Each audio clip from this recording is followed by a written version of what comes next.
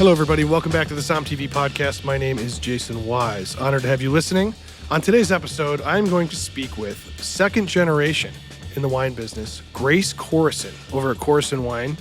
Her mother is one of my favorite human beings on the planet, let alone in wine, and you can see her all over SOM TV. But it's an interesting thing to talk to the next generation and sort of see what it was like to grow up in wine country and see how you're going to navigate the road ahead and if you're going to stay in the wine business. Before we do that, I want to tell everyone to go to somtv.com, where a brand new Drink a Bottle is about to air with Grace and her mom, Kathy, and they drink Grace's birth year, a 1997 Corison Napa Cab. Also, don't forget, Ghost of Napa Valley is coming in September to SOM TV. Screening announcements are coming soon, and that's going to be a lot of fun, so we're going to drink soon. Without further ado, Grace. Hello, hi. How are you? Very well, how are you? I'm doing well. I'm drinking a 97 Corison wine, Oh, not so bad, I'm in a good place right now. So let me ask you a couple questions. How often, this is your birth year wine that you and I are drinking right now. Yeah. How often do you get to do that? Is that a common thing? Not common at all. I would say I've had this wine maybe 4 or 5 times in my life at this point. I also don't often get to taste the older Corison wines either, so it's really special to be able to taste. We drink a lot of other wines, not necessarily our own. And the birth year bottles that I have had have been from some of my parents' friends that they traded early on. We've been saving some of the Corisons for a little bit later down the road. I'm just so honored that this was open for the episode and for the podcast. But can I ask you what your perception of your mom's legacy is? This is a big question because your mom is somebody who embraced what I do very early in my career and allowed us to do things that other winemakers just, making a film about wine, they're like, okay, go away, bugger off. Your mom is somebody who didn't just embrace what we do, but she also helped mentor me and helped introduce me to people, she's never been shy about opening a bottle that most people this would be the wine of the year for them. So what's the legacy of your mother to you, in your opinion? I know it's a weird question. I think that one of the things that stands out to me the most about her is how humble she is. I have not met many people where, we'll go to dinner or something and the SOM will get really excited and take a picture. And so you see this, right? I mean, you see people, people are excited about your mom. She's so surprised every time. She's like, who, me? You're talking about me? You want a picture with me? So I think that has been really wonderful to see her get all of this appreciation, because it wasn't like this for a long time. She was making a style of wine that was not what most consumers wanted to be drinking for a long time. In Napa, you mean?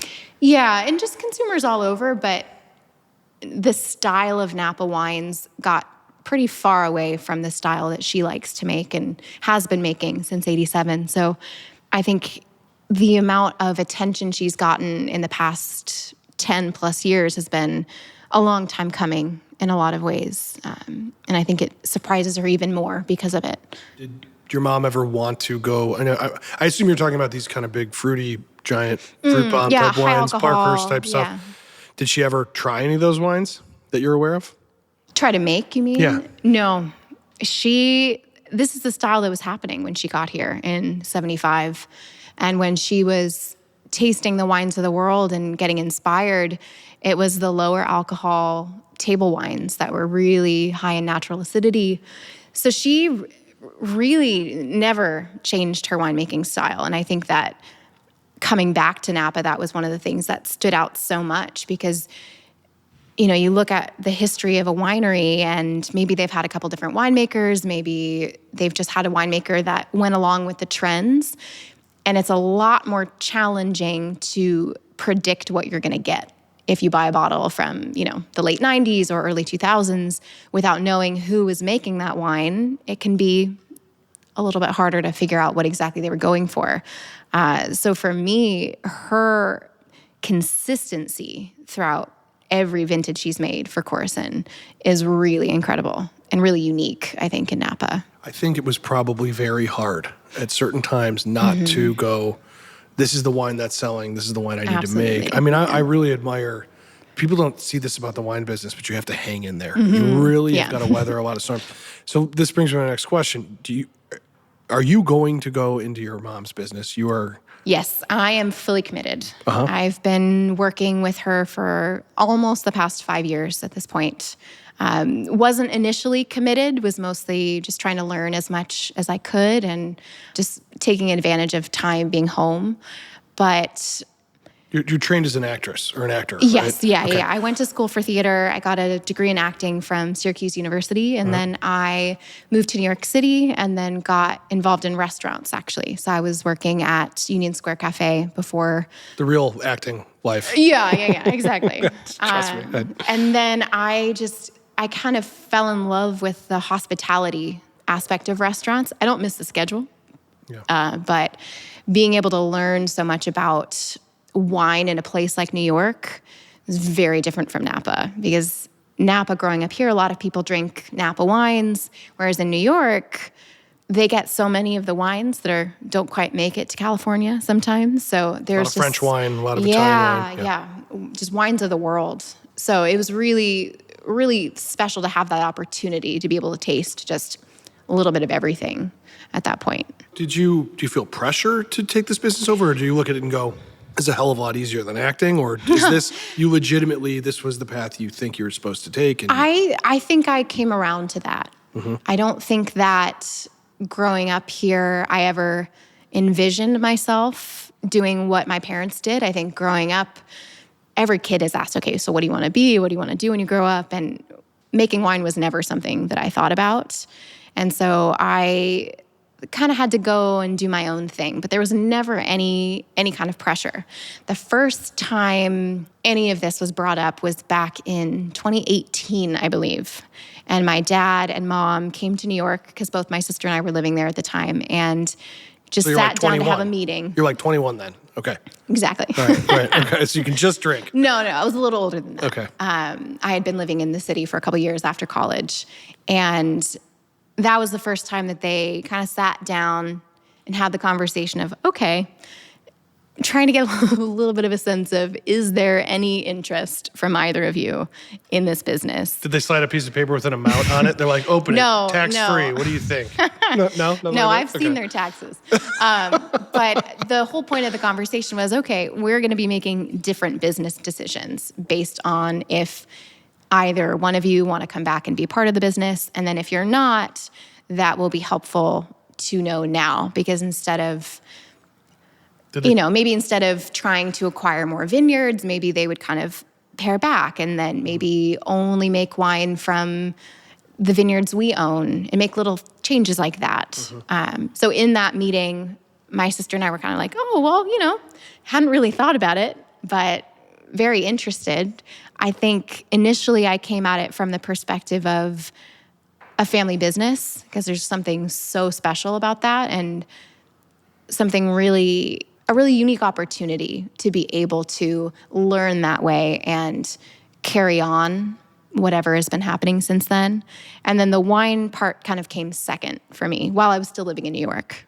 But those were just the very first couple of conversations. And then we kept having lots of meetings, lots of just, these are the people you need to call if mom and dad, something happens tomorrow, that kind of thing. God. Oh, we used to read a book called The Beginner's Guide to the End at dinner. No, what? Yeah, just you gotta start having these conversations.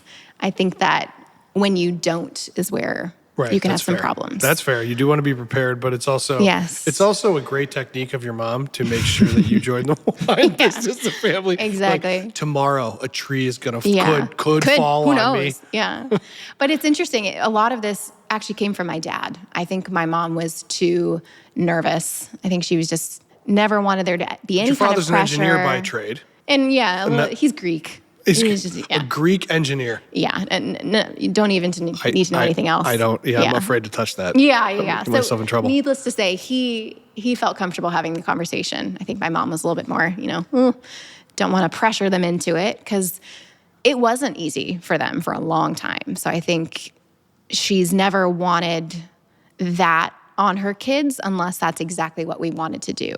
I think that in this business, you have to be willing to sacrifice a lot when it's a small family business.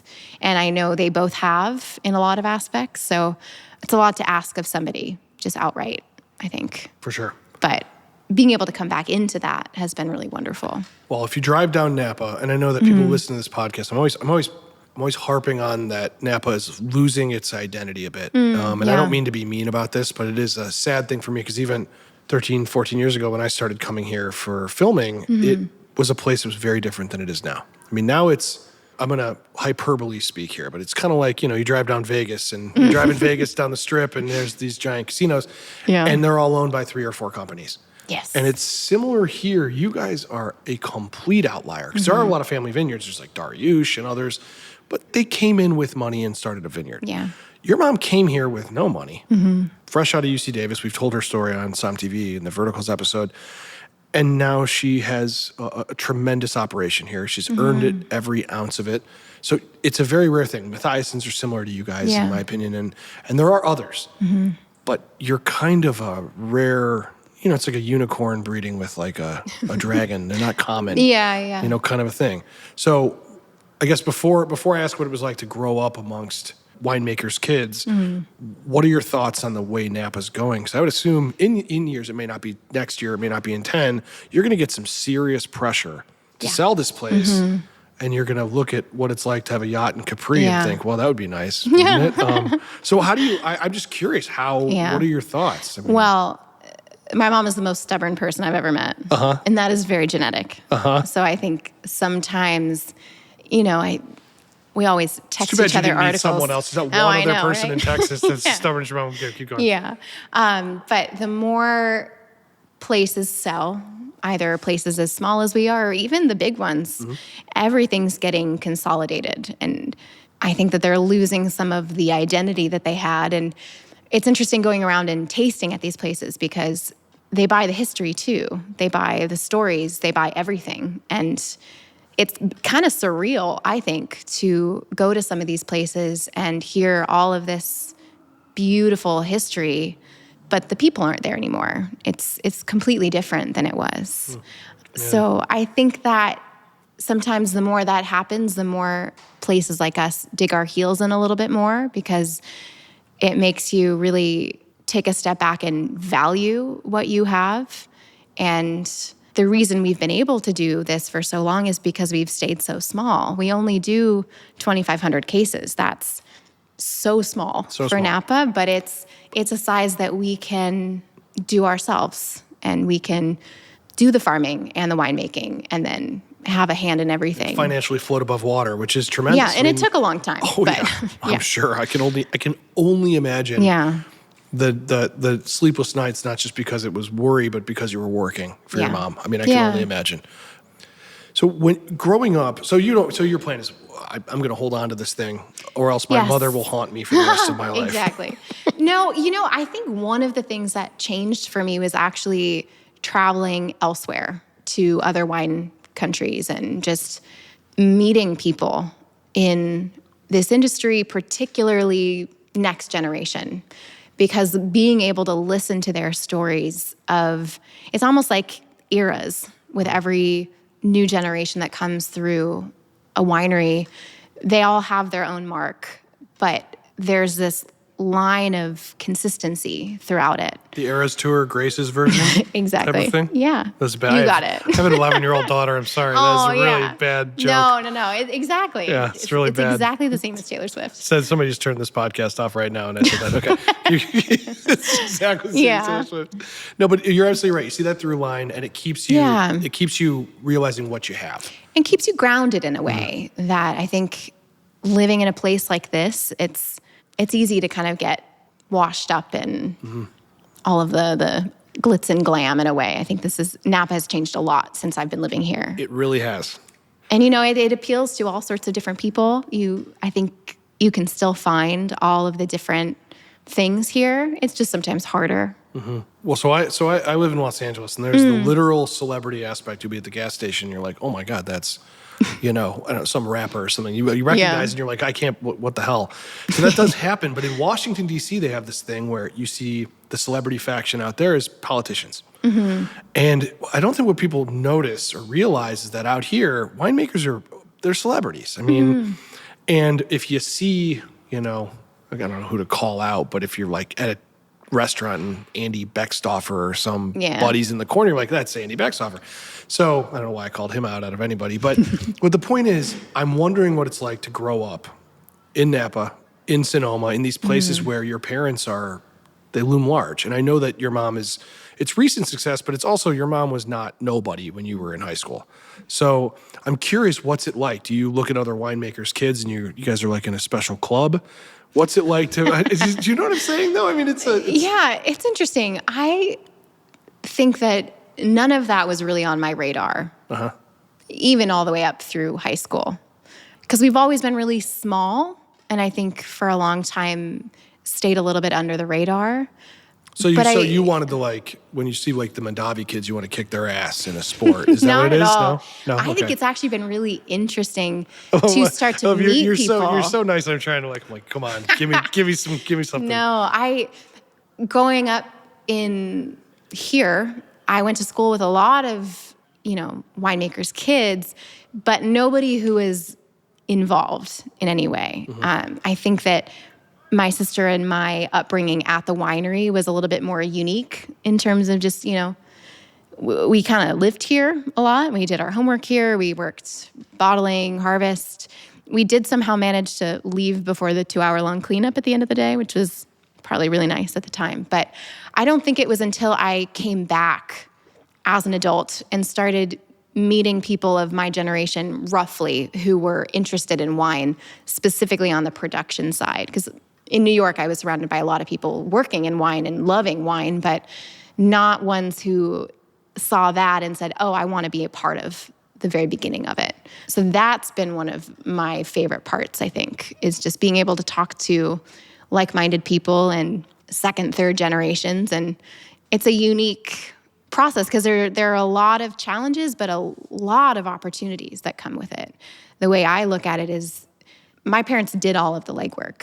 They did a lot of the hard stuff. And that's not to say that there won't be challenges of a different sort down the road, but it's a really unique opportunity, I think, to be able to come back and work at a place like this. But there's pressure with that too. Definitely. It's very different. This is going to sound, hopefully I can land the plane here. But, the idea of like a Nepo baby, if your dad's an actor and then you get a job at a sitcom, it often is not because you really were. Now, you could be a good actor. But in your case, it's the opposite. Like, you have to continue this. It's almost a pressure to do it instead of to not do it. You could take that legwork and you could go do something else and eventually, take, there's money involved, but you're choosing the other path, which is to take the pressure and try to take it to the next level. And I'm really curious to see what you're going to do. And there's no answer you can give me because it's going to be situational.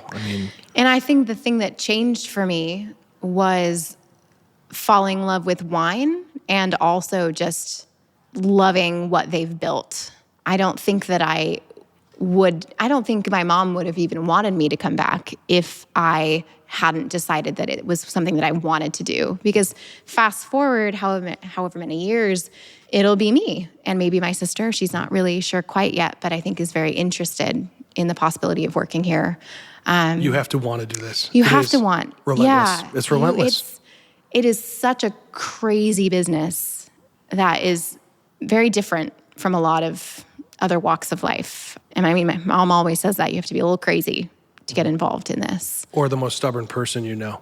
Yeah, exactly, yeah. Because there's, at a place like this, we don't have, a facilities team. We don't have people to call if something goes wrong. We are the bottom line, always. Sure. And that's not going to change. So I think there's a little bit of responsibility that comes in that sense as well, of not just the pressure of taking over a place like this, but accepting being the person that gets called at 10:30 at night to come fix something at the winery. And see, that sounds like you know what you're in for. It's good. Absolutely. Yeah, it sounds like you're there. Yeah. Well, what we have to, I have to say that anybody who's a wine club member at Corison gets a Sound TV subscription. Your mother has been very supportive of us, and I just adore the person, and I can't wait to see what you do with her legacy.